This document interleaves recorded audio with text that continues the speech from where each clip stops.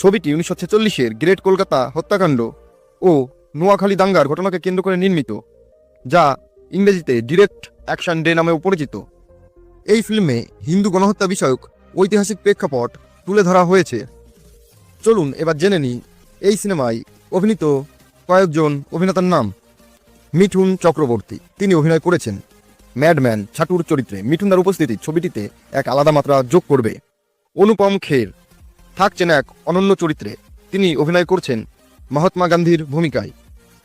পল্লবী যোশী বিবেক অগ্নিহোত্রীর স্ত্রী এবং দুর্দান্ত অভিনেত্রী, এবার তাকে দেখা যাবে মা ভারতীর চরিত্রে। দর্শন কুমার, তিনি অভিনয় করছেন শিভা পণ্ডিত চরিত্রে, যা ছবির অন্যতম গুরুত্বপূর্ণ ভূমিকা। শাশ্বত চ্যাটার্জি, বাংলা সিনেমার জনপ্রিয় মুখ শাশ্বত চ্যাটার্জিও রয়েছেন এই ছবির কাস্টে।